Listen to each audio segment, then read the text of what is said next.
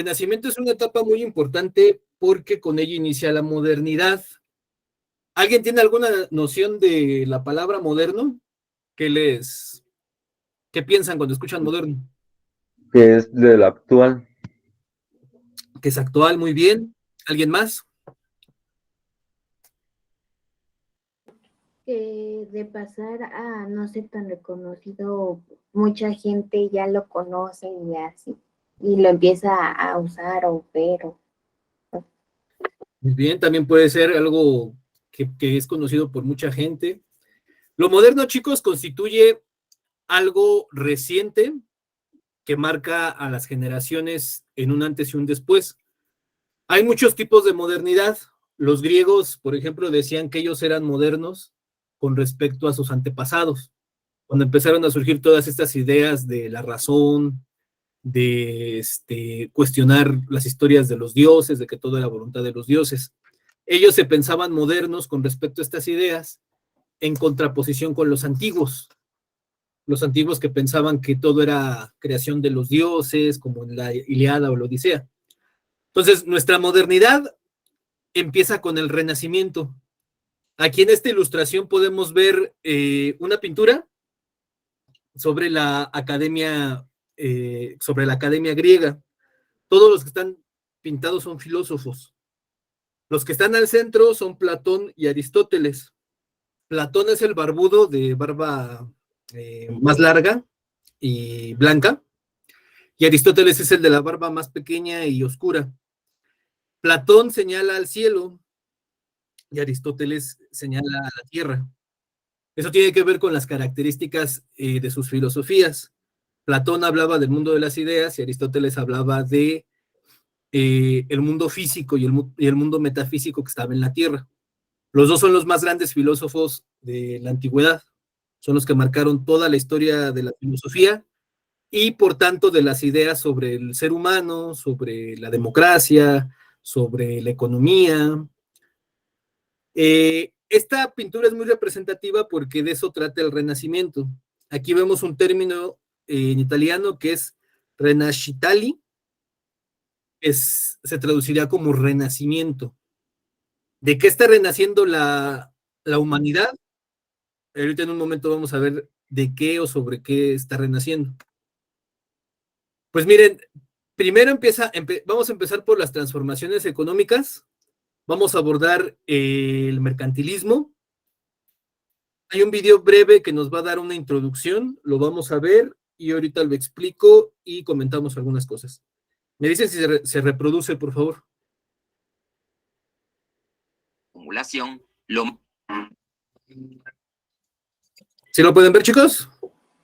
Sí, profe. Sí, profe.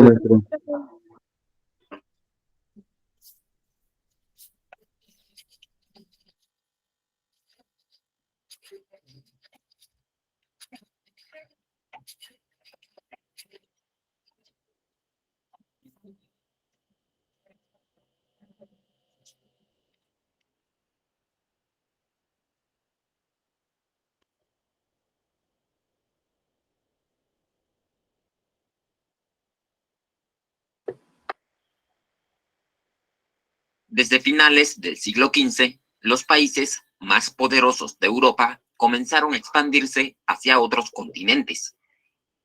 Debido a esto, progresivamente, a lo largo del mundo, se fueron creando numerosas rutas comerciales que permitieron que los países de Europa establecieran relaciones comerciales con los territorios de América, África y Asia. De esta manera se fue formando una economía global. Gracias a esto, el comercio se convirtió en una de las actividades económicas más importantes y además surgieron nuevas prácticas económicas que no existían en la época medieval. Estas nuevas prácticas económicas son conocidas por los historiadores con el nombre del mercantilismo. El mercantilismo fue una serie de ideas y tendencias económicas que predominaron en Europa durante los siglos XVI y XVII. Estas ideas sostenían que lo más importante para el crecimiento de los estados era la acumulación de metales preciosos como el oro y la plata. Y es que los mercantilistas pensaban que acumular metales preciosos ayudaría a que los estados obtuvieran más riqueza y poder. Según ellos, para favorecer esta acumulación, lo más deseable era tener una balanza comercial favorable. Esto significa que los productos que un estado exportaba debían ser de mayor valor que los productos que importaba. No podemos olvidar que las ideas y las prácticas del mercantilismo fueron muy influenciadas por las grandes cantidades de oro y plata que llegaron a Europa luego de la conquista del continente americano. La principal característica del mercantilismo fue, como ya les mencioné, la acumulación de oro y plata, pues los mercantilistas creían que de esto dependía el crecimiento y la prosperidad de una nación. El mercantilismo también se caracterizó por defender la intervención del Estado en la economía. Los mercantilistas estaban convencidos de que el Estado debía regular algunos aspectos de la economía para proteger los intereses de la nación. El Estado, con la intención de promover las exportaciones, debía estimular y proteger a las industrias exportadoras y al comercio. Esto lo hacían cediéndoles monopolios comerciales, impulsando la inversión en nuevas industrias mediante subsidios, importando artesanos extranjeros y mejorando los sistemas de transporte con la construcción de carreteras, puentes y canales. Además, el Estado le imponía altos impuestos a los productos extranjeros con el objetivo de promover el desarrollo de la industria local.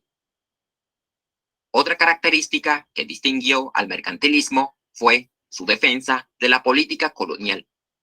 Y es que los mercantilistas consideraban que las colonias eran muy valiosas como fuentes de materias primas y como mercados para los productos europeos. Uno de los máximos defensores de las prácticas mercantilistas fue el economista inglés Thomas Moon. Él pensaba que el comercio exterior era la única vía para que un reino tuviera todo lo necesario para satisfacer sus necesidades y acumular riquezas. Moon propuso aumentar las exportaciones y resaltó la importancia de tener una balanza comercial favorable, en la que las exportaciones superasen a las importaciones. Otro destacado defensor del mercantilismo fue el político francés Jean-Baptiste Colbert, quien era uno de los principales ministros del rey de Francia, Luis XIV.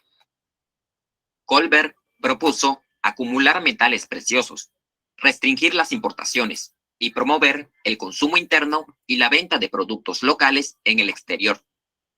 Según él, estas medidas ayudarían al Estado a acumular riqueza para financiar sus gastos y promover el crecimiento de la industria nacional.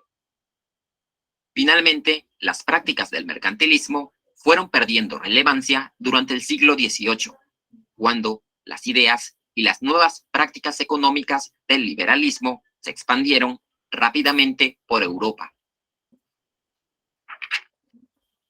Si te gustó el video, no olvides dejarnos un like y suscríbete al canal para que no te pierdas los próximos de historia.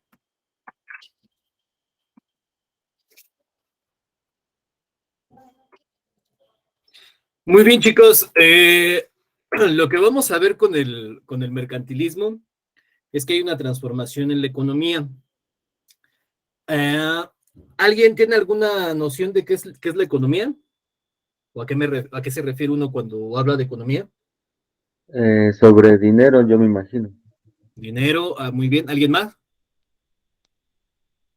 La economía es cuando no tiene alguien dinero Muy bien. o Ajá. esto. Miren, los dos tienen una idea. La economía fundamentalmente es la administración de recursos limitados para necesidades ilimitadas. El dinero es un medio para administrar esos recursos. Nosotros cuando sacamos un billete de 100, de 200, de 500, lo que estamos sacando es un medio. El dinero puede comprar cosas que necesitamos, puede ser inversión, puede ser ahorro. Entonces, la economía se va a fundamentar en la administración de recursos. para dirigirlos a determinadas industrias, determinadas formas. La economía de la Edad Media era lo que ya vimos, el feudalismo. El feudalismo se fundamentaba en la relación entre un señor feudal y sus vasallos, la cual estaba reglamentada porque ellos tenían que pagar un tributo para que los protegiera. Es decir, daban un tercio o hasta la mitad de su cosecha para que el señor feudal los protegiera. Ahí hay una relación económica porque hay un trabajo que se realiza a cambio de protección y hay un pago de tributo o de impuesto. Eso tiene que ver con la economía. En la Edad Moderna se empieza a transformar la economía y, como vimos en el video, surge el mercantilismo. El mercantilismo, el centro del mercantilismo era que los metales preciosos, el oro y la plata, son considerados como la causa fundamental o la causa más importante de la riqueza. Esto se contraponía al modelo fisiócrata. Los fisiócratas postulaban que la fuente de riqueza era la tierra, la propiedad de la tierra. Esta concepción de que los metales preciosos, en específico el oro y la plata, eran la fuente de la riqueza, va a hacer que la conquista de América, sobre todo las que llevó a cabo España y Portugal y más tarde Inglaterra y Francia, tengan mayor relevancia. El asunto aquí, chicos, lo vamos a ver después, pero una vez lanzo la pregunta, es, ¿creen ustedes que el oro y la plata por sí mismos produzcan riqueza, o sean una fuente de riqueza? No, porque tienen que ser No. procesados. Muy bien, tiene que ser procesado. ¿Alguien más, por favor? Yo pienso lo mismo. Muy bien, chicos. Les voy a adelantar un poquito, no tanto porque ocurrió en esta etapa. Lo que ocurrió en España y en Portugal, sobre todo en España, es que se almacenaba mucho oro y mucha plata. El problema de esto es que el oro y la plata que se almacenaba regularmente era utilizada para iglesias, para la nobleza, para sus palacios, ¿sí? No se escucha, ¿me puedo salir de la clase otra vez? Así puedes salir y entrar. ¿Alguien más escucha? Yo sí lo escucho bien, maestro. Lo Ok. escucho. Yo no. Sí pueden salir y entrar, ahí está el link en el grupo de WhatsApp. Gracias, profe. Ok. Entonces, chicos, este oro que era utilizado en España casi siempre era para gastos superfluos, es decir, para gastos en castillos, gastos en iglesias, para llenar de oro las capillas de las iglesias o de las catedrales, para tronos de oro, para obras fastuosas que realmente aportaban poco al desarrollo económico. Los que llevaron un desarrollo económico fuerte fue específicamente Inglaterra. Eso va a pasar 1 o 2 siglos después de la conquista de América. Y los ingleses lo van a hacer recolectando todos estos metales preciosos y convirtiéndolos en capital. Más adelante vamos a ver qué es el capital, pero el mercantilismo ya es la semilla del capitalismo.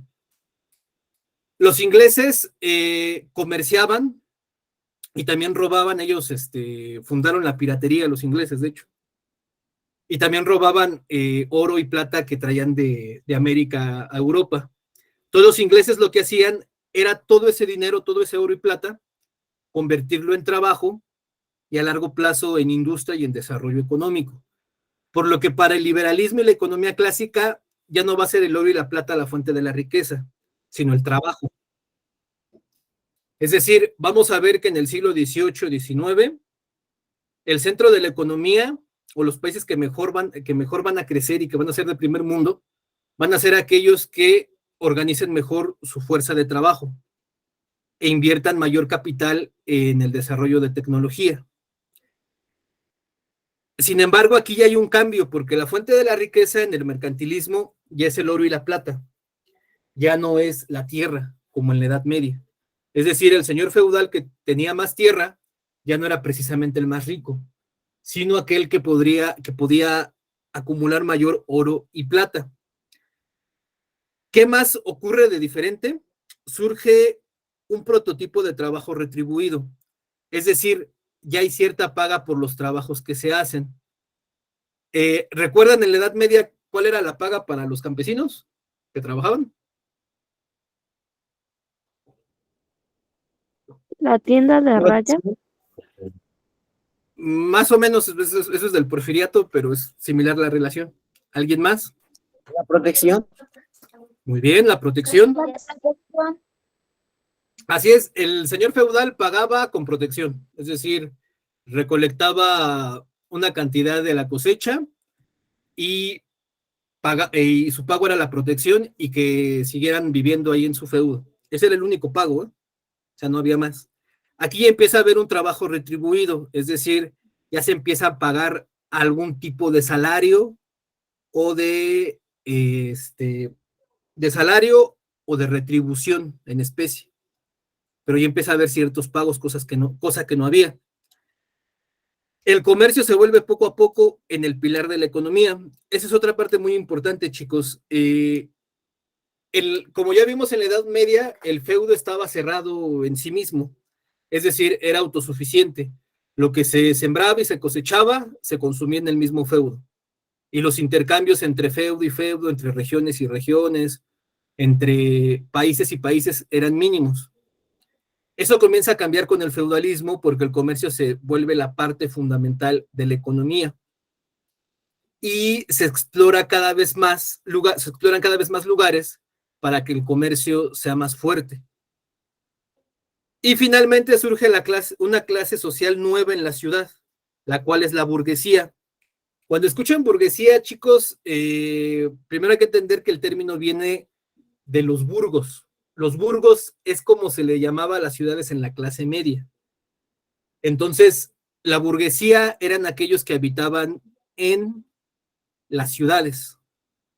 La burguesía o los burgueses son los habitantes de los burgos.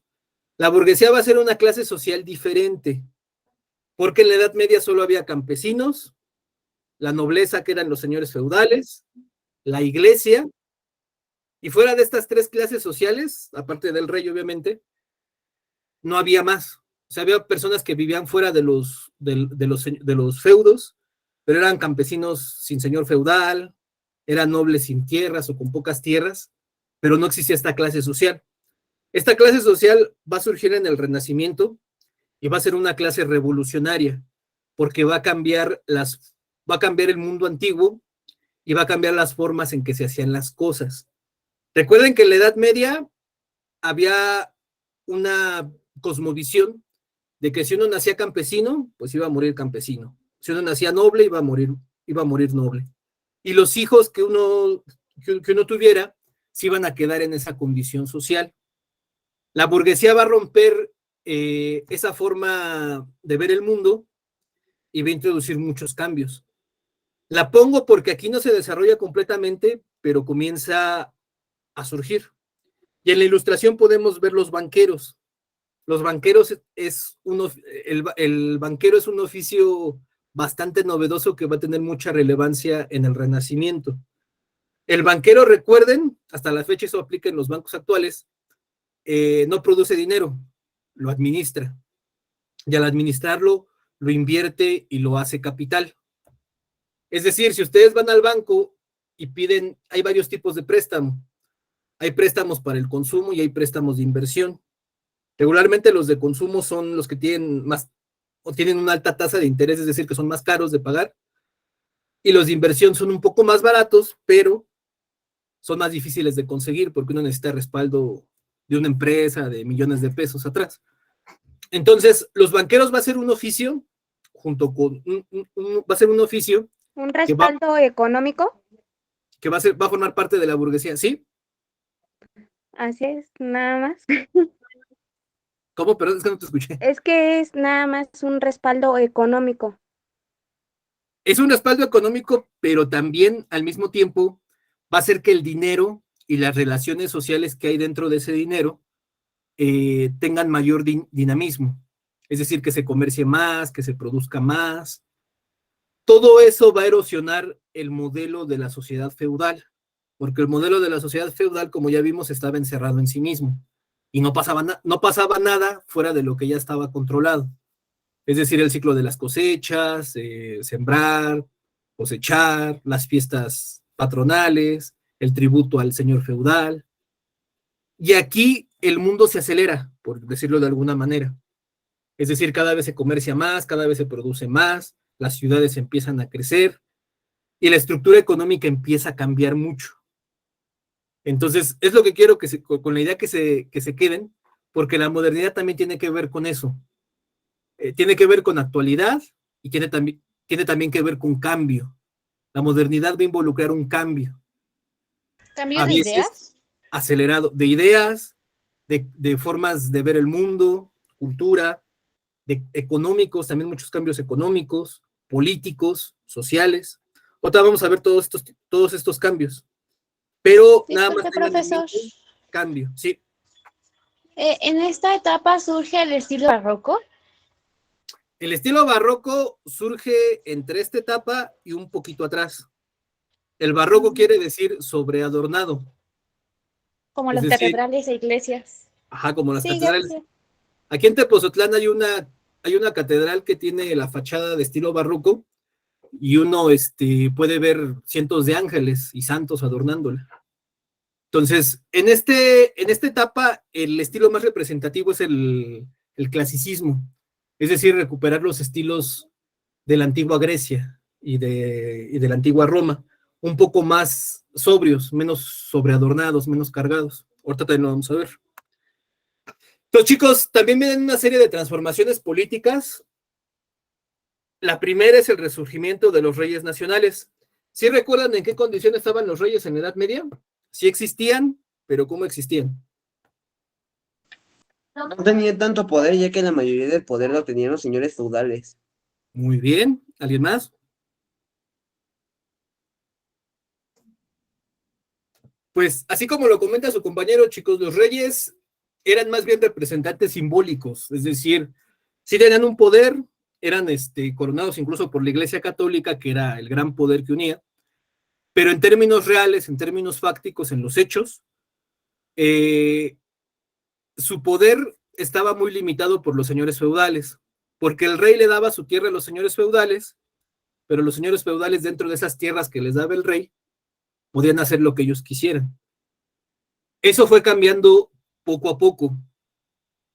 En primer lugar, porque, como lo vimos a finales, en 2 clases anteriores, comienzan a cambiar las cosas en Europa con la peste negra y también con las cruzadas.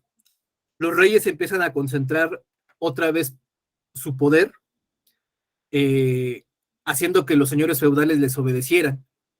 En las cruzadas, muchos reyes obligaron paulatinamente a los señores feudales, porque hubo 8 cruzadas, obligaron a que formaran ejércitos y los siguieran. Entonces, eso empezó a dar mayor autoridad a los reyes. ¿Qué más ocurre? La nobleza, los señores feudales reducen progresivamente su influencia en apoyo al rey. Es decir, no es que los señores feudales desaparezcan de la noche a la mañana, sino que poco a poco comienzan a caer en cierta decadencia sus feudos y ellos empiezan a apoyar más a los reyes. Y los reyes al mismo tiempo obligan a los señores feudales a que los apoyen. La imagen del rey como soberano cada vez toma más fuerza. Recuerden que en la Edad Media el soberano se dividía en 2, el poder espiritual y el poder terrenal. El poder espiritual estaba representado por la iglesia, en este caso por el papa, y el poder terrenal estaba representado por el emperador o por el rey. En este caso, el emperador del Sacro Imperio Romano Germano, heredero de Carlomagno. Sin embargo, esta cosmovisión clásica de la Edad Media comienza a cambiar por un asunto terrenal. Y se comienza a ver al rey como el máximo representante del poder soberano, es decir, el máximo representante de una nación o de un país. Nosotros todavía tenemos ciertos restos o ciertas reminiscencias de esta perspectiva. Aquí, por ejemplo, ¿quién sería el máximo representante de México? El presidente. Presidente de la República. Muy bien. Ese es un resto de esta visión que se comienza a dar en en el Renacimiento. Es decir, un rey va a ser el máximo representante de una nación o de un país. Esos términos nación y país los vamos a ver en las próximas clases, ahorita no los pongo para no saturarlos, pero sí ya se ve el rey como esa máxima representación y como el máximo poder que puede tener una entidad política. Y este poder espiritual, también lo vamos a ver en la clase que viene, cada vez entra en mayor crisis, porque ya no es tan respetado ni tan valorado. Y finalmente, otra parte fundamental, chicos, es el surgimiento de ejércitos profesionales. Antes del Renacimiento y de la modernidad, la gran mayoría, si no es que todos los ejércitos, eran de mercenarios o de campesinos que eran convocados por alguna situación. Por ejemplo, en las cruzadas, la enorme mayoría de ejércitos cristianos que fueron a Oriente Medio para tratar de recuperar las tierras santas eran ejércitos de campesinos que los enrolaron o que los reclutaron para ese evento, pero no eran militares, o de mercenarios. ¿Alguien sabe qué es un mercenario? Una persona que asesina bajo sueldo. Uh-huh. ¿Alguien más? Es un soldado que no tiene ni patria ni ejército. Muy bien. Son personas, como ustedes lo dicen, que se rentan, que a través de un sueldo van a la guerra. En este caso tampoco eran militares, ahorita sí hay militares que son mercenarios, como en la guerra de Rusia, Rusia está usando muchos mercenarios, como también Estados Unidos los llegó a usar, e incluso hay empresas que se dedican a eso. Pero en ese tiempo eran mercenarios que tampoco eran militares, o sea, eran personas que pues, tenían alguna experiencia en la guerra y se rentaban en diferentes conflictos. O campesinos que convocaban para hacer los militares. En el Renacimiento empiezan a surgir los ejércitos profesionales. ¿Qué quiere decir? Ejércitos bien entrenados que van a estar de forma permanente protegiendo un territorio. Entonces, ese proceso inicia en el Renacimiento. Y es muy importante porque el poder político, chicos, siempre recuérdenlo, tiene una relación con el uso de la fuerza. A veces legítimamente, a veces ilegítimamente, pero siempre tiene una relación con la fuerza del poder político. Por eso la política es la guerra continuada por otros medios, o al revés, la guerra es la política continuada por otros medios. Entonces, esto va a dar una transformación porque ya va a haber ejércitos profesionales que protejan a un rey y a un reino. Ya son los fundamentos del Estado moderno que vamos a ver con el liberalismo más adelante, pero ya están las semillas ahí. Esta época es de muchas semillas que van a florecer con la Ilustración y también con las revoluciones liberales. Otra parte fundamental de las transformaciones políticas es el resurgimiento de las asambleas representativas. Las asambleas representativas son reuniones en donde un grupo de personas dialogan, discuten y toman decisiones. Este tipo de asambleas fueron mínimas en la Edad Media. En la Edad Media, el que decidía casi todo era el señor feudal dentro de su feudo. Y había algunas asambleas de pueblos muy tradicionales, pero eran asambleas que no tenían mucho poder de decisión. Aquí lo que comienza a ocurrir también es algo muy importante. Emergen ciudades libres o repúblicas. El Renacimiento, chicos, es 100% italiano. De Italia se va al resto de Europa, Francia, Holanda, que en ese tiempo se llamaba Flandes, a una parte de España, sobre todo Barcelona, a una zona de Alemania, del norte de Alemania, pero el Renacimiento, con todas sus ideas y todas sus transformaciones, es eminentemente italiano. Y más que italiano, es florentino, milanés y veneciano. Estas tres grandes ciudades, Florencia, Venecia y Milán, son ciudades que se conformaron como libres. Es decir, no eran feudos, no estaban bajo las órdenes de un señor feudal, bajo el dominio de un señor feudal, y tenían cierta autonomía. ¿Alguien sabe alguna noción de lo que es autonomía, chicos?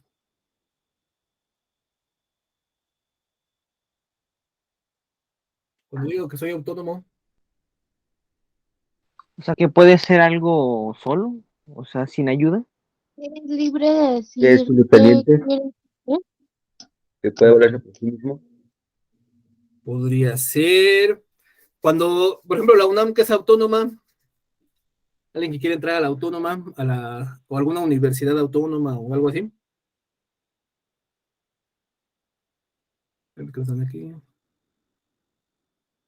La autonomía, chicos, cuando, por ejemplo, cuando ustedes algún día vayan se vayan de su casa, cuando ustedes se vayan de su casa,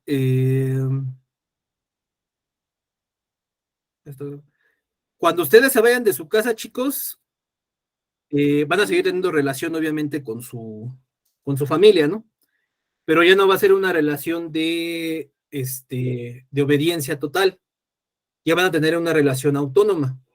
A muchos de ustedes seguramente les dicen, seguramente les comentan que en la casa deben obedecer a sus padres. Cuando ustedes sean grandes y ganen su salario, ya van a poder tomar decisiones, incluso irse de la casa, tener su casa, su familia. La autonomía tiene que ver con eso. No es que uno se desliga de una relación o ya no tiene una relación con alguien, sino que uno ya decide por sí mismo cómo quiere llevar su vida, ¿Ya ser independiente? ¿ya? A qué se quiere dedicar, si quiere tener una familia, si no quiere tener una familia. Eso lo van a tener cuando sean mayores de edad y cuando se puedan mantener ustedes mismos. La autonomía en este O caso, sea, un ingreso económico fijo. así es, eso tiene mucho que ver. Y también la mayoría de edad, obviamente, ¿no?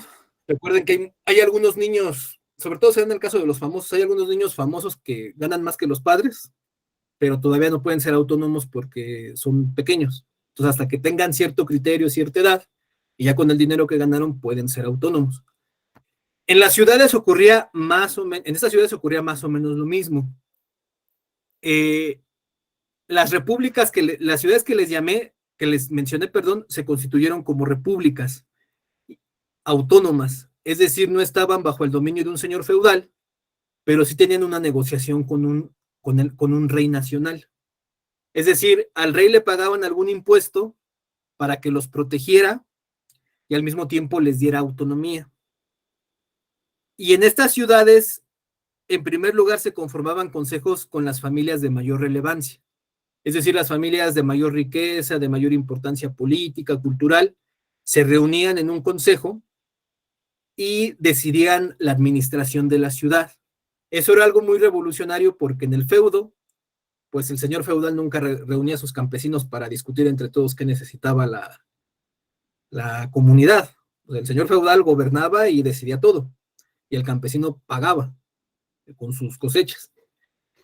Aquí es diferente, aquí las familias empiezan a reunir las más importantes, todavía es un modelo muy aristocrático, es decir, de personas con mucha relevancia, pero ya hay una reunión de asambleas. El edificio que pueden ver está en Florencia, se llama el castillo, el Palacio Viejo.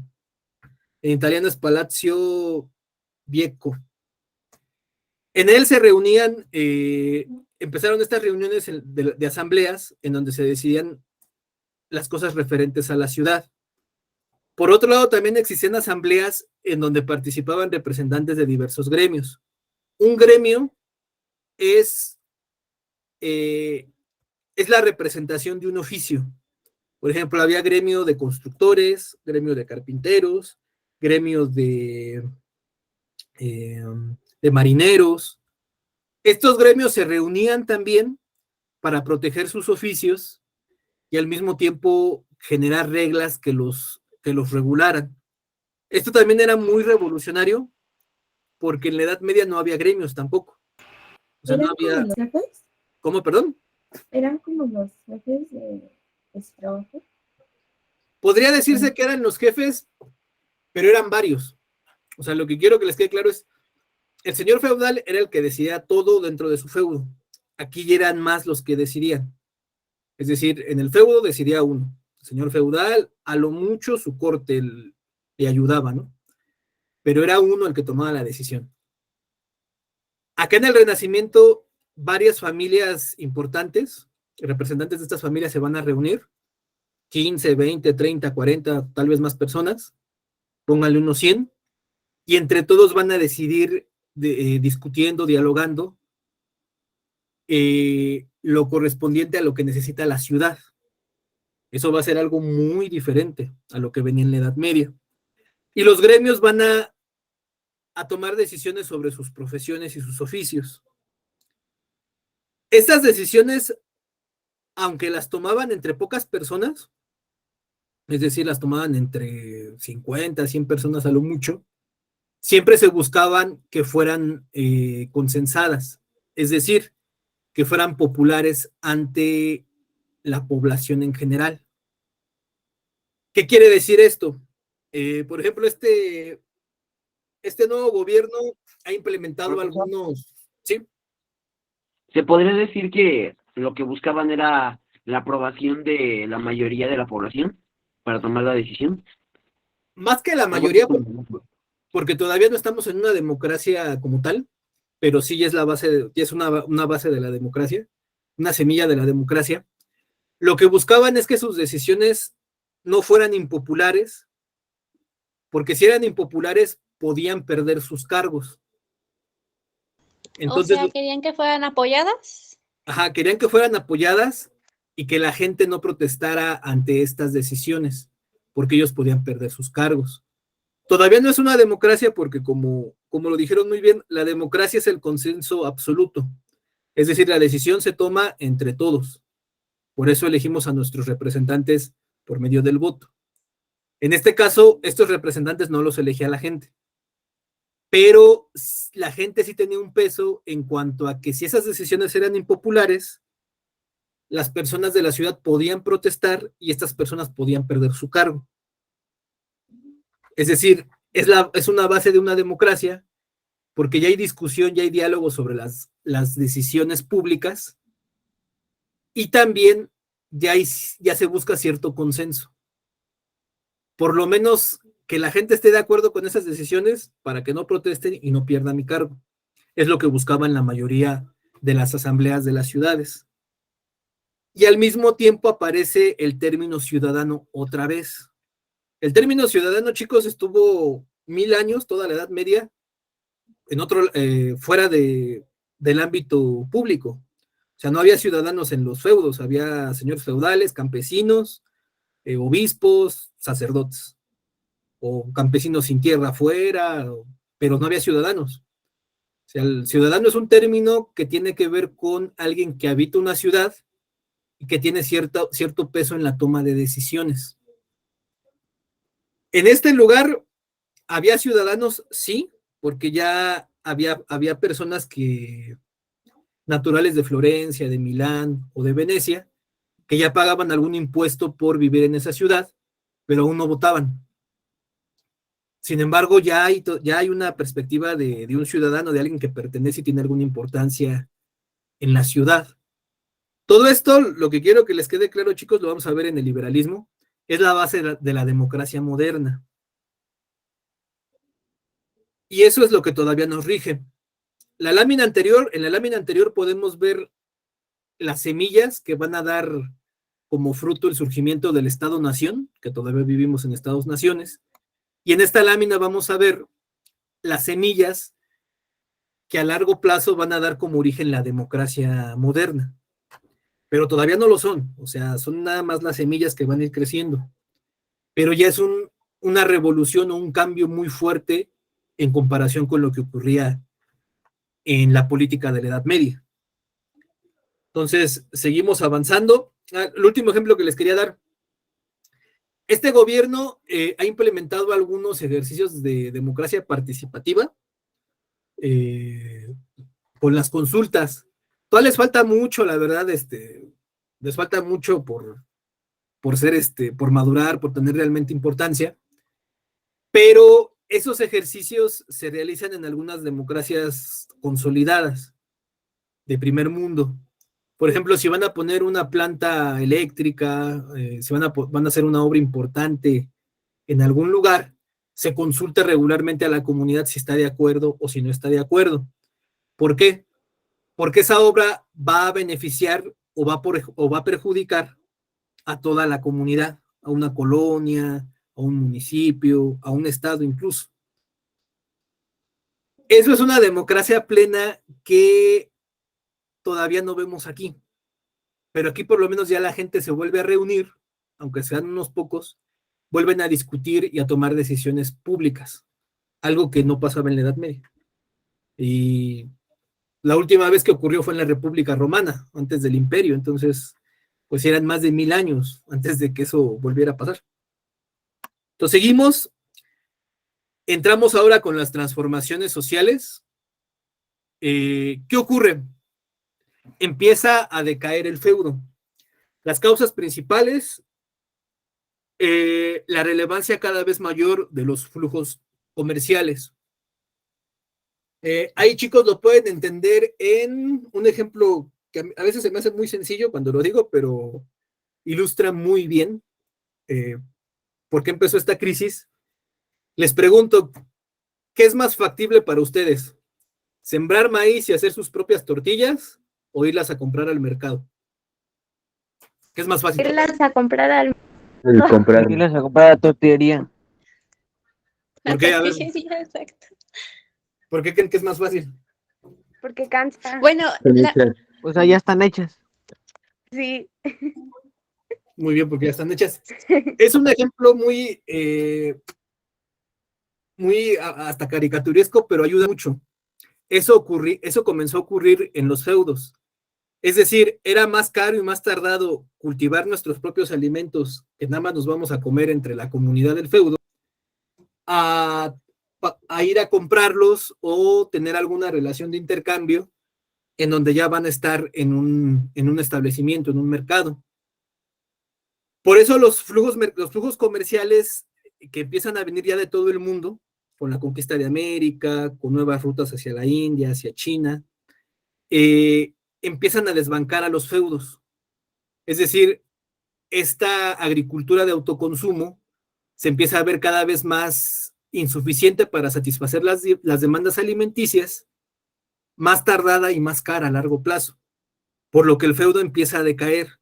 No desaparece de la noche a la mañana, solamente hay una decadencia que se va a prolongar durante varios siglos, y los campesinos van a seguir existiendo, pero ya se empieza a transformar el feudo medieval, y los campesinos van a empezar a llegar a ser, se van a hacer otra cosa, que vamos a ver en el liberalismo.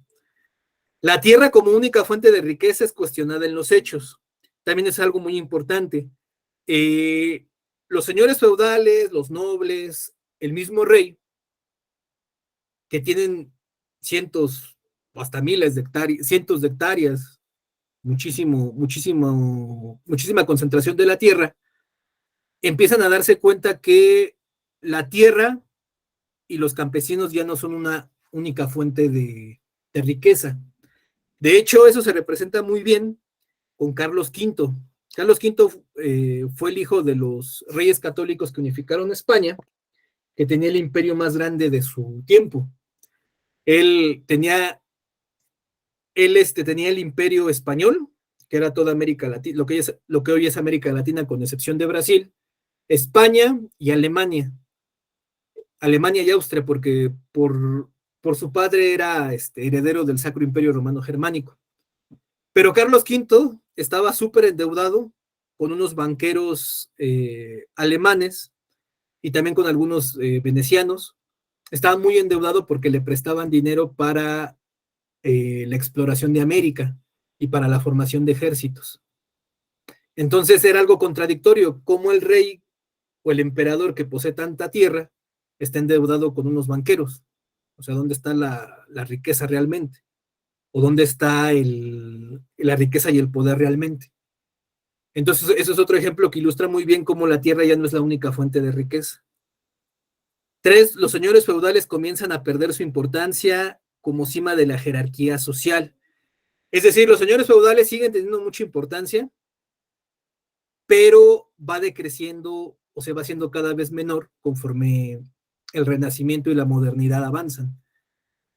Ellos siguen manteniendo sus feudos, pero la burguesía en las ciudades y el rey como representación del poder soberano máximo les empiezan a quitar esa capacidad de influencia y ese poder tan absoluto que tenían. Y finalmente, el campesinado ante las crisis alimentarias, comienza a rebelarse. Las rebeliones campesinas, chicos, en la Edad Media también eran comunes, pero casi siempre eran cuando había hambrunas. Ese era otro problema de los feudos.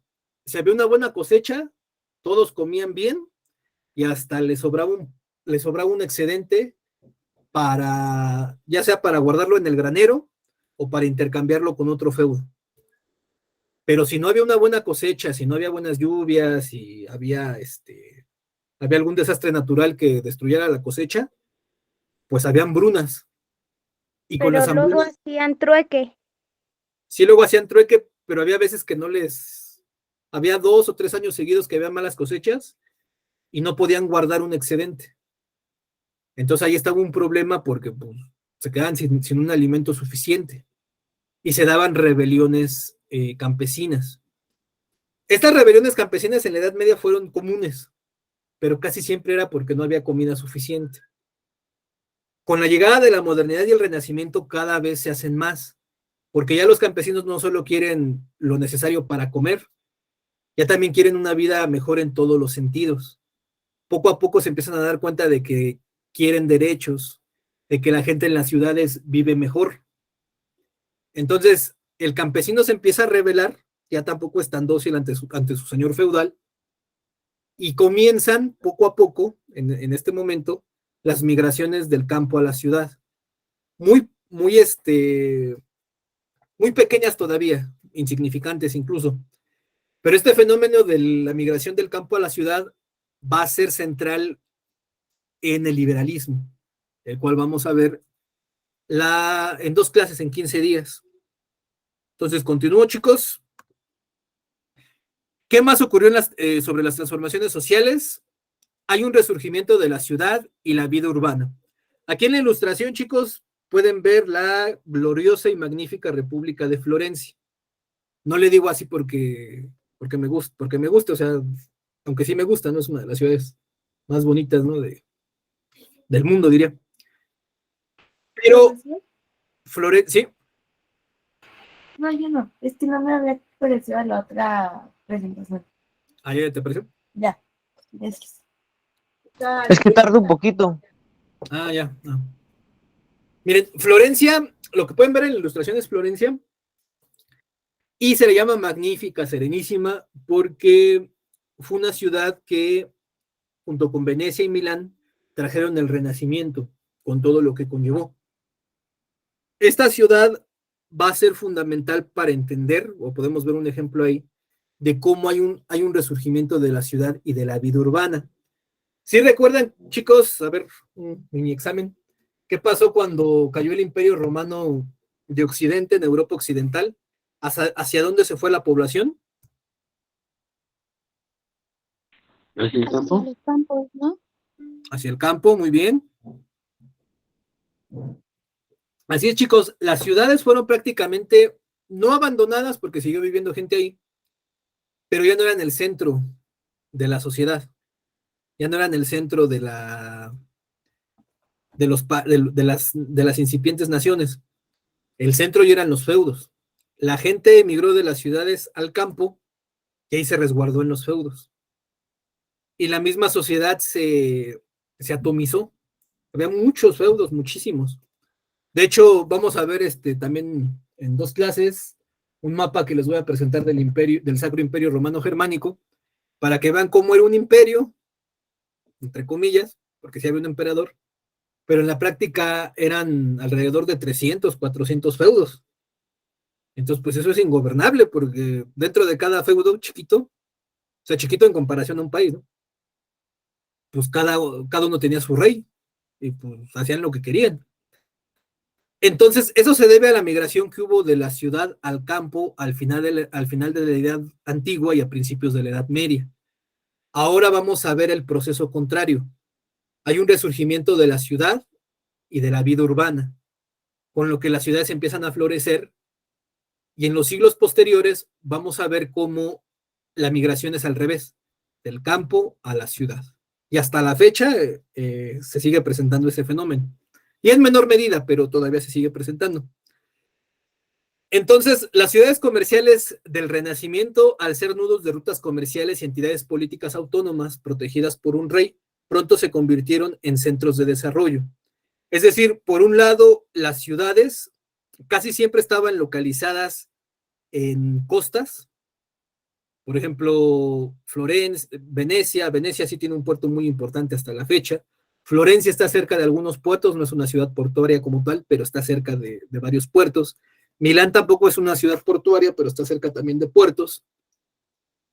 Lo que comienzan a hacer esas ciudades es que se convierten en nudos de comercio. Es decir, ahí llegan las mercancías de América, las mercancías de China, las mercancías de la India, salen igual las mercancías de Europa, y eso empieza a conformar una economía muy dinámica. Se empieza a manejar mucho dinero en ese tipo de lugares, y empieza a haber un crecimiento muy importante, muy fuerte. Por ejemplo, ¿alguien de ustedes ha ido a la central de abastos, chicos, o alguna central de abastos? Yo sí, profe. Yo sí. ¿Y qué pueden ver en ella? Frutas y verduras. Frutas y Bueno, en verduras. realidad venden muchas cosas, no Muchísimo. solamente verduras. Muy bien. Entonces, vean, por ejemplo, este ejemplo de la central de abastos, que a lo mejor es un poco sencillo, pero ilustra bien qué ocurre en una central de abastos, que llegan mercancías de todo tipo y de todos lados. En estas ciudades llegaban así mercancías de todos lados, gente de todos lados. Empieza a haber los banqueros florecen en estas ciudades junto con la burguesía. Entonces se empiezan a volver polos de desarrollo, y al mismo tiempo son protegidas por los reyes. O sea, los reyes nacionales. Los reyes empiezan a ver estas ciudades con buenos ojos, porque por un lado les reportan grandes impuestos, les cobran impuestos, grandes tributos, en dinero ya no en cosecha, y al mismo tiempo ven que a través de estas ciudades y de la clase burguesa pueden tener mayor fuerza sobre sus nobles, porque ya no dependen únicamente de sus señores feudales, de sus nobles, ya también apoyándose en estas ciudades y en la clase burguesa pueden tener una fuerza importante. Entonces el Renacimiento, chicos, como les dije, es italiano, se da en Florencia, en Venecia y en Milán, y de ahí se va a extender al resto de Europa. Ahora sí, como se dice, como spoiler en las clases que vamos a tener más adelante, esta es la semilla de lo que se va a desarrollar más adelante en Ámsterdam y Amberes, en lo que hoy es Holanda y Bélgica, y que después va a llegar a Inglaterra, a Manchester y a Londres. La semillita, ¿cuál es? El mercantilismo, que se va a dar en el contexto del Renacimiento. El tallo ya más crecidito va a ser una especie de capitalismo simple, que se va a dar en Ámsterdam y en Amberes. Y ya el capitalismo clásico se va a dar en Manchester y en Londres, en Inglaterra. Entonces, este movimiento se expande, pero surge en Italia. Y va a ser un movimiento que va a cambiar al mundo totalmente, y que hasta la fecha es la causa de lo bueno y de lo malo de nuestro mundo. Finalmente, la ciudad renacentista es el espacio social más representativo de la edad moderna. Esa puede ser una pregunta de examen incluso. ¿Cuál es el espacio más representativo de la Edad Media? Si les preguntan eso en el examen, ¿qué contestarían? De la Edad Media.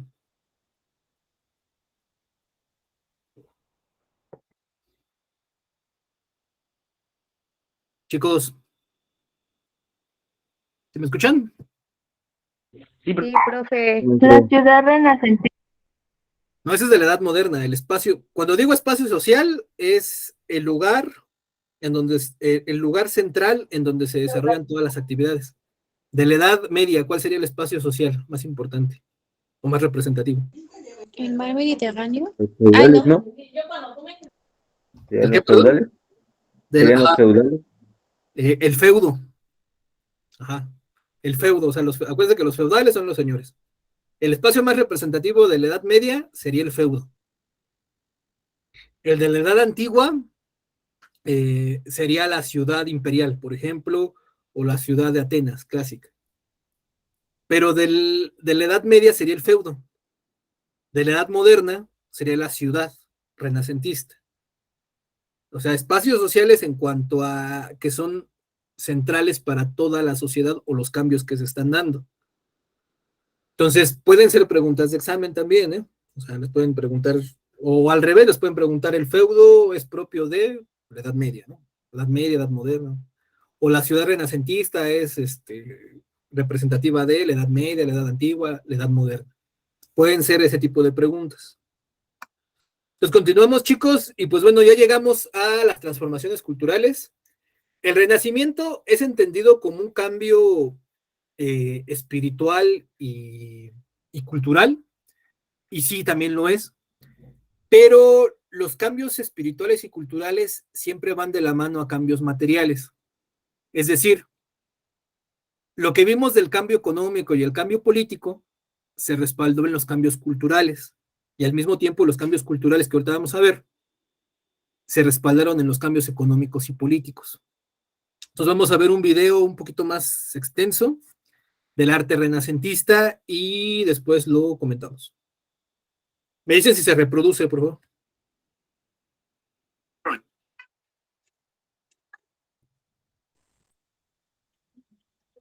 ¿Sí se escucha? ¿Se reproduce, chicos? Sí, maestro. Ok.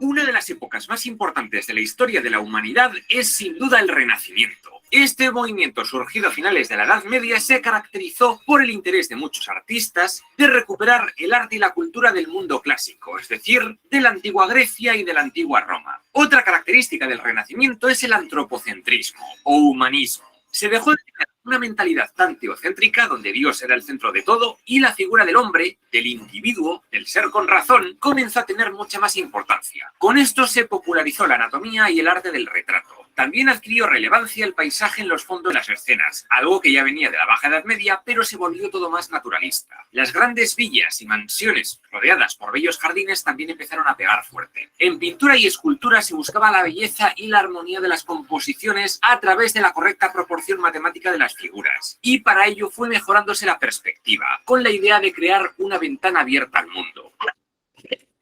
Los artistas pasaron de ser meros artesanos a convertirse en gente famosilla, sobre todo gracias al patrocinio de diferentes mecenas, hombres ricos y poderosos que buscaban en el arte una forma de mostrar su prestigio social y competir con otros aristócratas. Esto era como en la antigua Roma, donde financiar juegos o edificios públicos era una forma de ganarse a la gente y aumentar tu puntuación de influencia. Tenía un rollito propagandístico, y es que entre las ciudades-estado del norte italiano existía bastante competitividad. Algunos de estos mecenas serían familias como los Medici de Florencia, los Sforza de Milán, los Borgia de Roma, los Este de Ferrara, los Gonzaga de Mantua, los Montefeltro de Urbino y Rimini y un montón más. Estas familias se hicieron muy ricas con negocios como la banca o el comercio. El feudalismo medieval poco a poco pasó a ser historia mientras las monarquías se consolidaban y daban lugar a los estados modernos, donde estos burgueses comenzaron a tener poder a saco, lo que entró en conflicto con los antiguos nobles feudales. Esta nueva aristocracia encargaba a los artistas sobre todo retratos u obras sacadas de la mitología grecorromana, es decir, que fueron generalizando las obras laicas y seculares. Obviamente la iglesia también encargaba obras de arte, pero estas solían tener, como no, una temática religiosa cristiana. Amén.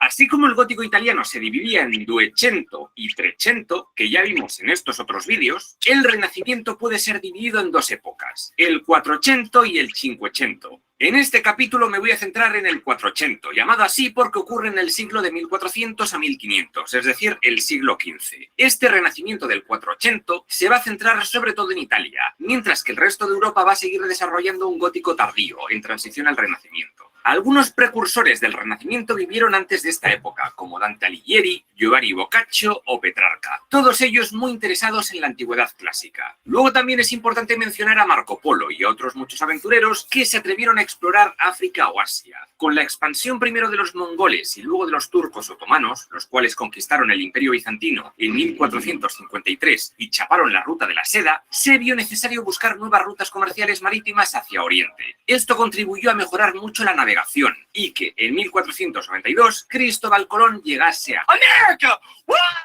La economía de la época dependía del comercio internacional con productos de lujo y especias, como pimienta, canela, azafrán o nuez moscada, pues eran muy importantes para dar sabor a los alimentos, para conservarlos durante más tiempo y también para la farmacopea de la época. Muchos sabios griegos huidos del ya agonizante Imperio Bizantino llevaron a Italia y a otros lugares de Europa importantes textos de la antigüedad clásica, que hasta el momento estaban muy poco estudiados o eran directamente desconocidos. Este redescubrimiento también fue clave para el Renacimiento. Además, en 1445 más o menos, un alemán llamado Gutenberg inventó la imprenta, que hacía muchísimo más fácil copiar textos y libros, y eso contribuyó a que el conocimiento se expandiera de forma brutal. Antiguos textos de arte, ciencia, filosofía o literatura se copiaron y expandieron con rapidez por toda Europa, y el conocimiento llegó a más gente, lo que contribuyó a que el movimiento humanista ganara más fuerza. Por ejemplo, a partir de entonces, los tratados de arquitectura empezaron a contar con grabados y láminas que sirvieron de inspiración para muchos artistas. Fue en Florencia donde se suele decir que nació como tal este movimiento renacentista, y fue su núcleo central durante todo el 480. Poco a poco el movimiento se fue propagando por toda Italia. ¡Ole!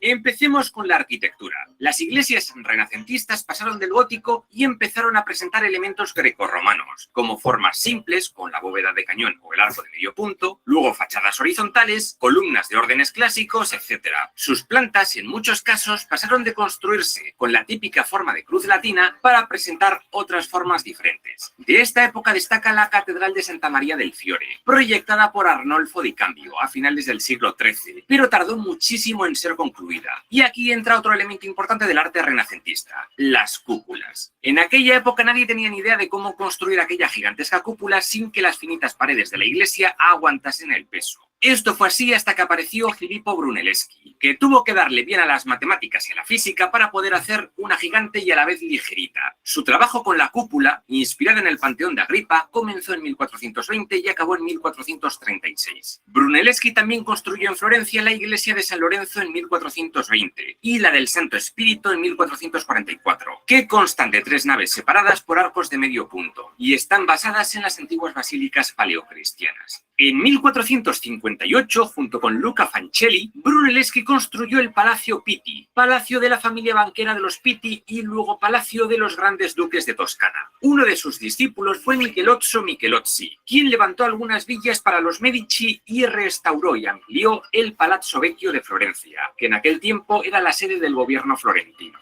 Otra construcción que hizo fue el Palacio Medici Riccardi, que sirvió como residencia de la familia Medici, que gobernó Florencia durante gran parte del Renacimiento. En estos otros vídeos os cuento todo sobre la familia Medici.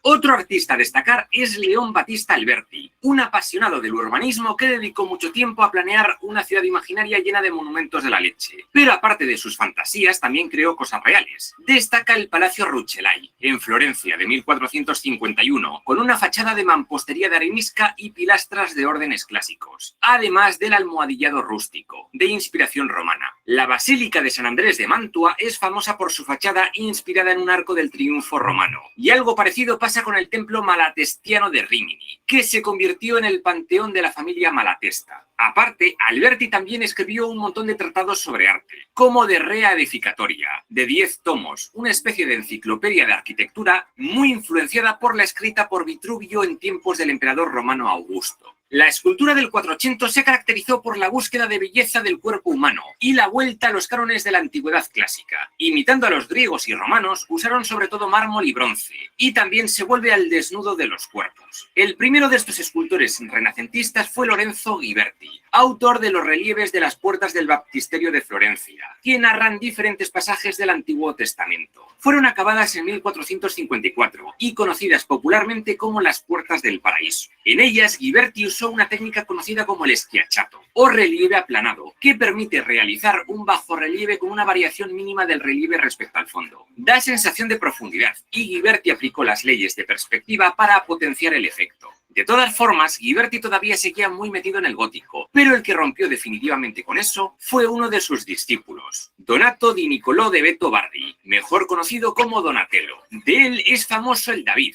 de 1430, hecho de bronce y considerado el primer desnudo del Renacimiento. En su San Jorge vemos que también usa la técnica de su maestro, el Schiacciato. De él también destaca la estatua ecuestre del condottiero Gattamelata en Padua, ahí en plan el amo del barrio, con el que retornaba un poco el ideal heroico de la antigüedad y estaba inspirada en la estatua de Marco Aurelio. Otras obras suyas son el profeta Habacuc o los púlpitos de San Lorenzo en Florencia. Otro artista famoso de finales del 400 fue Andrea del Verrocchio, quien realizó su David y la estatua ecuestre del condottiero Coleoni. Este tipo fue ni más ni menos que el maestro de Leonardo da Vinci, quien no tardó mucho tiempo en superarle. Leonardo da Vinci es un personaje muy interesante, así que si quieres conocer toda su vida y obra en detalle, id a este otro vídeo de aquí. Arriba saldrá el enlace. Mucho interesante.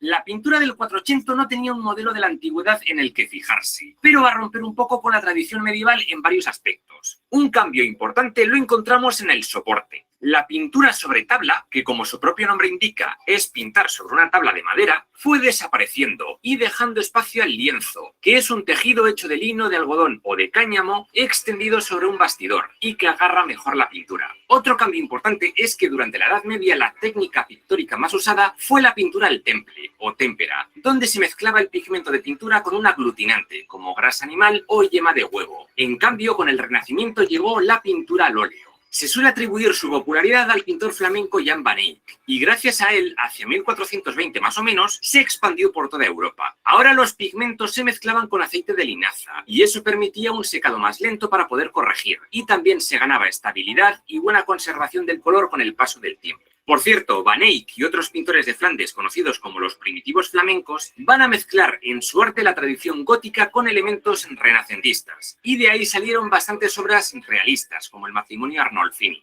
Otros artistas fueron Roger van der Weyden y El Bosco con su Jardín de las Delicias. De todos estos hablé en el vídeo anterior. Recuerda que en el comentario fijado tienes todas las listas de reproducción del canal, y esta de aquí es la de Historia del Arte. La pintura del 480 buscaba no ser tan plana como la medieval, y va a ganar en volumen, profundidad y realismo, algo conseguido a través de la iluminación y la perspectiva. También intenta buscar proporciones más perfectas en los cuerpos, lo que significa que va a haber muchos desnudos.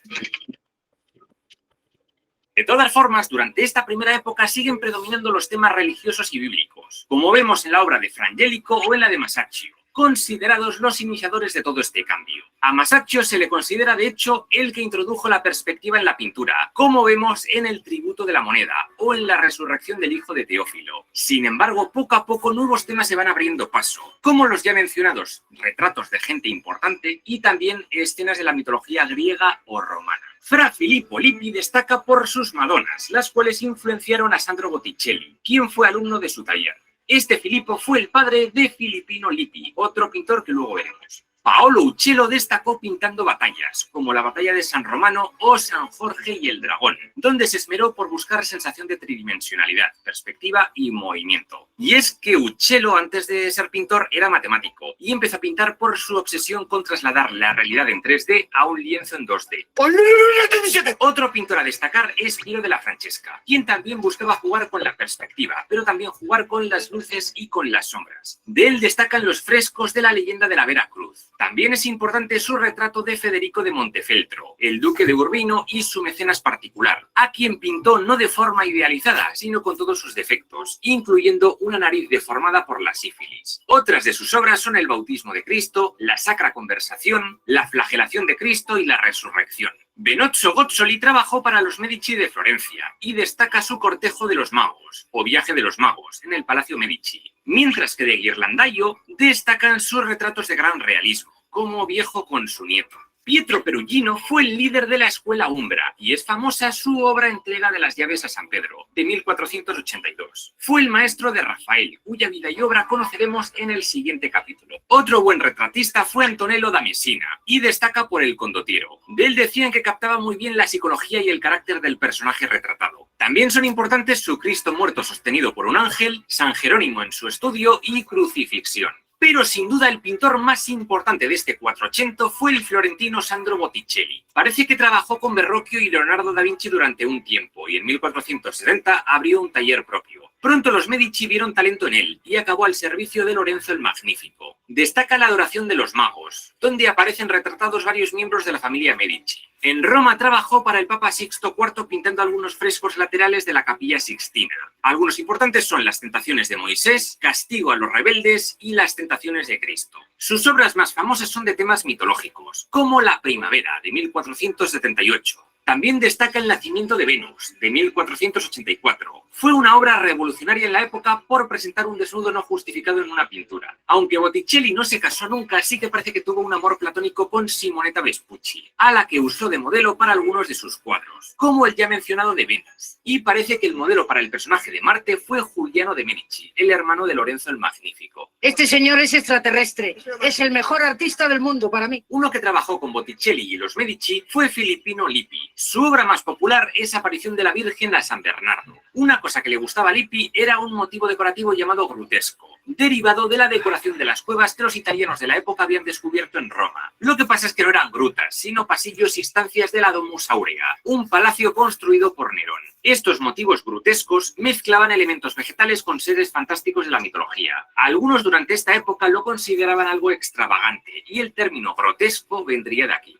Un espectáculo grotesco. Luca Signorelli es famoso por Testamento y Muerte de Moisés, un fresco de la Capilla Sixtina. Andrea Mantegna fue un pintor destacado de la escuela de Padua y sintetizó muy bien el Renacimiento con la pintura flamenca. Él pintó el Tránsito o la Muerte de la Virgen, donde podemos ver su gran dominio de la perspectiva. También destaca Lamentación sobre Cristo muerto, famosa por su escorzo. No sé yo, pero creo que a Mantegna le obsesionaba un poquito la muerte. No se muera, no se muevan, perdón. Mientras tanto, en la escuela de Venecia empezaba a destacar Gentile Bellini, quien fue alumno de Mantegna. A Bellini le gustaba pintar el ambiente de Venecia y una de sus obras más famosas es El Milagro de la Santa Cruz en el puente de San Lorenzo. También es importante la procesión en la plaza de San Marcos. Esto de pintar en lugares públicos de la ciudad de los Canales fue conocido como el género vedutista. Se nota que de su maestro aprendió mucho de perspectiva tridimensional. Una cosa que se cuenta de Bellini es que fue el primero en introducir la pintura al óleo en Italia, aunque otros dicen que eso ya lo había hecho su padre, Jacopo Bellini,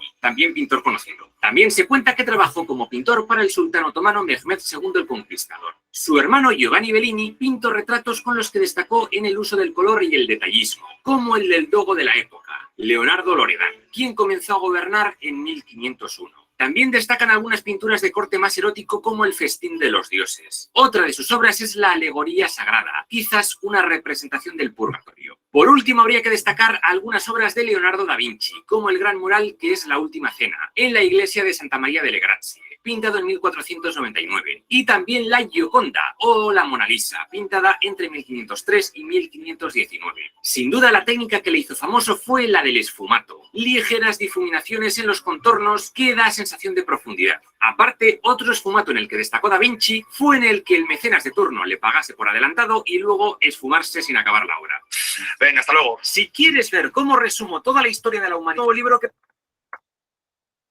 Muy bien, chicos, pues como vimos, el Renacimiento culturalmente va a tener esos tres cambios de valores. Cuando escuchan valores, es la visión del mundo, la visión de uno mismo en ese mundo y las prácticas que hay sobre ese mundo.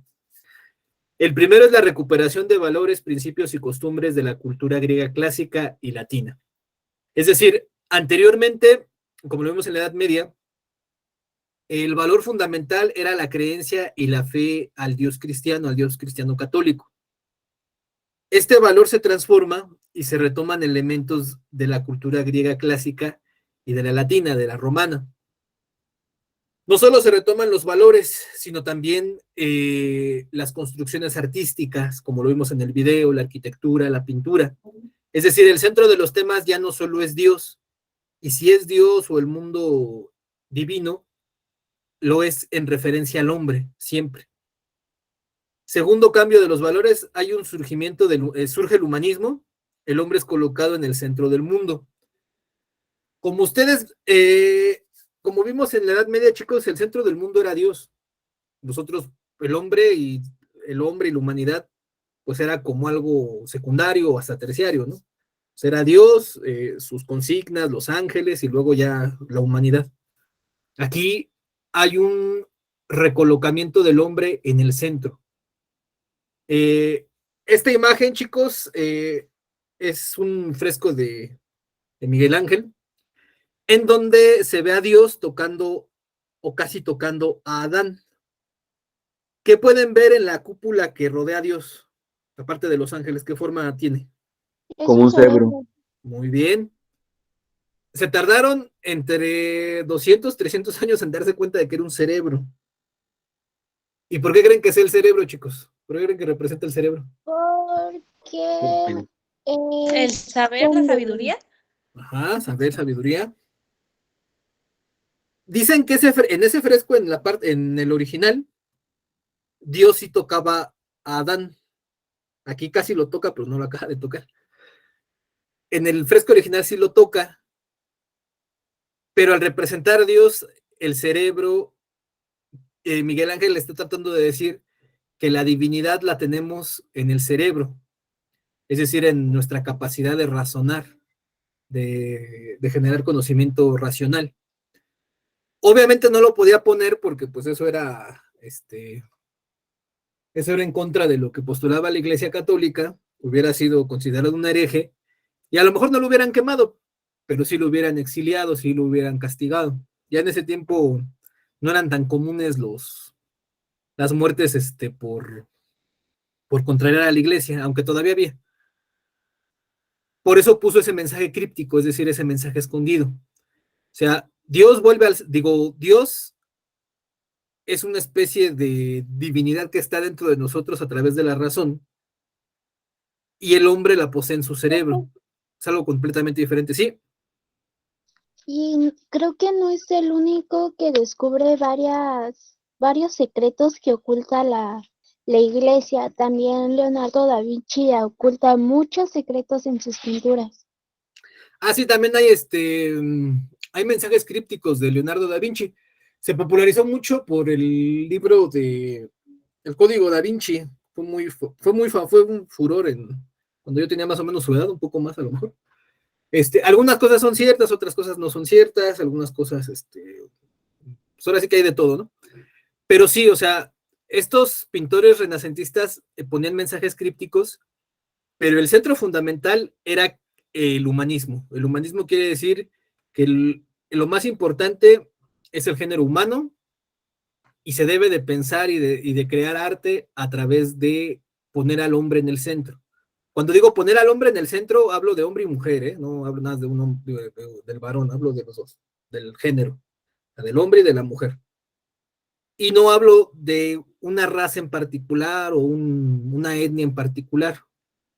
No hablo de nada más la etnia caucásica o los europeos, no. O sea, el hombre como género y en conjunto con la mujer, ¿no? O sea, como una especie en conjunto. Y finalmente, las acciones y pensamientos del hombre son consideradas causas de la historia. Eso es muy importante porque toda la historiografía medieval va a decir que la historia no es más que la voluntad de Dios. Y esta historiografía ya con tintes un poco más modernos. Recuerden que el Renacimiento es como la bisagra, más bien es la bisagra entre la Edad Media y la Edad Moderna, pero ya es propiamente moderna porque es muy diferente a la Edad Media. Considera que la historia se va a dar por las acciones y los pensamientos o la cosmovisión de los hombres, ya no por la voluntad de Dios. Estos pueden ser preguntas de examen, chicos. Les voy a mandar su cuestionario ya ahorita que terminemos la clase. Y ya para ir concluyendo, chicos, vamos a ver de forma muy breve las causas de la exploración y el descubrimiento de América. Aquí tenemos 3 causas fundamentales por las que se da la exploración y después el descubrimiento de América. El primero es el bloqueo por parte del Imperio Turco Otomano tras la toma de Constantinopla en 1453 de las rutas comerciales hacia Oriente. Ese fue el final del tema que vimos en la clase pasada.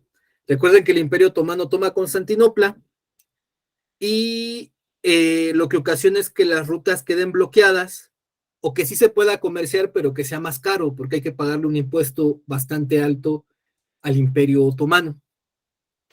La segunda causa es la unificación del reino hispánico de Castilla y Aragón, que daría origen a España en 1492. Recuerden que España durante mucho tiempo estuvo bajo la dominación musulmana una parte, y justamente en 1492 logran expulsar a los últimos musulmanes que quedaban y se unifican dos reinos que después formarían lo que es la España moderna. A través de los reyes católicos fue financiado Cristóbal Colón. Cristóbal Colón buscaba nuevas rutas, porque pues los otomanos habían bloqueado la ruta tradicional a Oriente, y bajo este concepto también muy moderno, muy renacentista de que la Tierra es redonda, busca nuevas rutas dándole vuelta al planeta. Cuando llega a América, él piensa que es la India. No, ya posteriormente se dan cuenta que descubrieron otro continente totalmente diferente, pero en un principio pues, piensan que es la India y que es el Oriente donde comerciaban las especias, todas estas mercancías fundamentales para Europa. Entonces, otra causa es la unificación del reino hispánico. Y finalmente algo también que es una causa de la exploración y el descubrimiento de América, es la expansión de un mercantilismo que cada vez necesitaba más materias primas, mano de obra y mercancías. Es decir, este comercio internacional cada vez necesitaba nuevos mercados, más mercancías, más mano de obra, por lo que también orilló a que se exploraran nuevos lugares para extraer recursos naturales, para tener mano de obra y para que llegaran mercancías nuevas y se diera mayor comercio. Entonces, estas son las tres principales causas del descubrimiento, de la exploración y el descubrimiento de América. Después, el descubrimiento y la conquista de América por Europa, el cual se da en el siglo XV y en el siglo XVIII. Aquí hay un video, chicos, ya no se los voy a poner porque ya estamos sobre tiempo. Este video lo revisan, por favor. Ahí viene muy bien explicado el descubrimiento y la conquista de América, cómo se da paulatinamente. Y finalmente las consecuencias, ya para cerrar. En este mapa pueden ver cómo fue colonizada y conquistada primero y después colonizada América. Son dos términos diferentes. Conquistar es tomar un lugar, es ocupar un lugar. Colonizar es ya habitarlo, con población, en este caso europea. Podemos ver que en amarillo están los virreinatos de España, todo lo que conquistó y colonizó España. Podemos ver que es todo lo que es el actual México, Centroamérica, el sur de Estados Unidos, Florida, Cuba, todo lo que es la América hispanohablante, Venezuela, Colombia, Ecuador, Perú, Bolivia, Chile, Argentina, Uruguay, lo que sería Uruguay, Paraguay. Todo eso conquistó España. Y el otro gran conquistador fue Portugal, que conquistó en ese momento la costa del actual Brasil. También llegaron los ingleses y los franceses, pero ellos llegaron ya entre 1 o 2 siglos después. Gran Bretaña conquistó lo que después se conocería como las 13 colonias que dieron origen a Estados Unidos, y Francia conquistó Luisiana, partes de lo que hoy es Canadá, sobre todo la provincia de Quebec, y fueron las cuatro potencias europeas que más conquistaron territorios en América. También Holanda en menor medida conquistó algunas islas y la Guyana holandesa, que está entre Venezuela y Brasil, pero su presencia fue mínima. Entonces, ¿cuáles fueron las consecuencias de la colonización europea de América? Principalmente fueron 3. Primero, la formación de un mercado mundial que preparó las condiciones para el surgimiento del capitalismo y el desarrollo material de Europa. Es decir, Europa, a través de sus conquistas de América y de África, logró formar un mercado mundial, es decir, que cubriera todo el mundo. Y a partir de este mercado, se desarrolló el capitalismo, que vamos a ver qué es el capitalismo más adelante, y también se desarrolló su industria, desarrolló su bienestar material. Es decir, Europa extraía los recursos de América y de África y los procesaba en sus industrias en Europa. Y eso ya va delineando nuestro mundo contemporáneo, cada vez se parece más a nuestro mundo contemporáneo.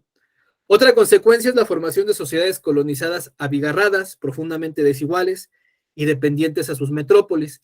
¿Alguien sabe qué es abigarrado? ¿O tiene alguna idea? No, maestro. Abigarrado es cuando tienen una cobija que tiene muchos cachitos, como un mosaico, que tiene muchos cachitos unidos. Estas sociedades colonizadas, que es una como la nuestra, como la mexicana, se forman así abigarradas porque son muy diferentes entre sí. Hay muchas diferencias dentro de estas sociedades. Son desiguales. Aquí en México y en toda América Latina no es que haya pobreza.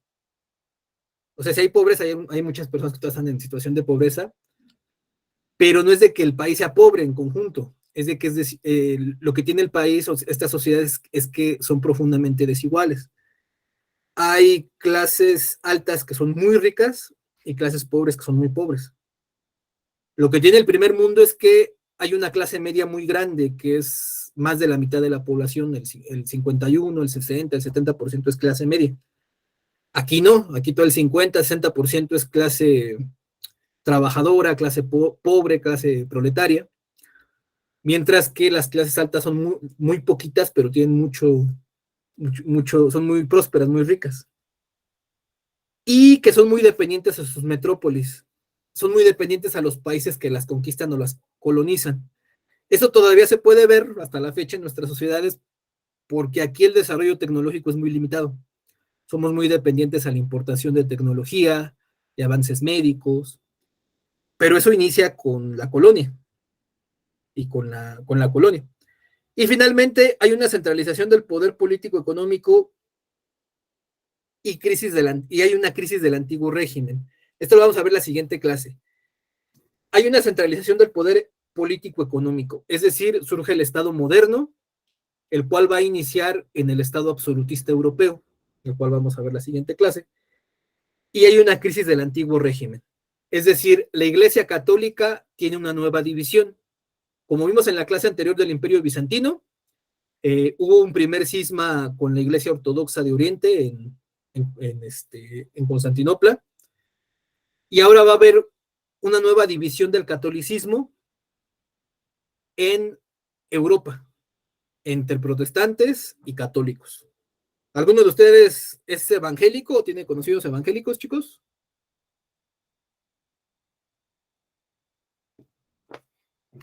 Chicos.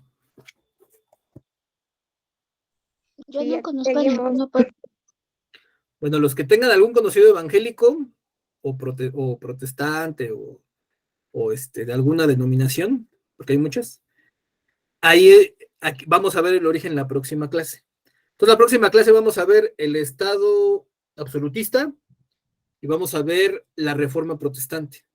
Son dos temas que se complementan y ya serían los últimos temas de la época moderna para empezar ya con la época contemporánea. Entonces, chicos, les dejo dos tareas. El cuestionario se lo subo en unos 15, 20 minutos. Y les dejo de tarea que vean este video. Por favor. Bueno, viene la diapositiva, no se reproduce, pero se los pongo en el chat de WhatsApp. Pues, chicos, ¿alguna pregunta, duda, comentario? No, maestro. No, profe. No, profe. Se los dejo en la diapositiva y les dejo aparte el link. En el siglo XV, No está muy estas extenso, son son las 16 tierras minutos. conocidas en Europa. En el Vamos, lejano oriente se va a ver se encuentran las Indias, de toda donde la proceden, conquista entre de otras cosas, las especias y la seda. América, el descubrimiento y conquista.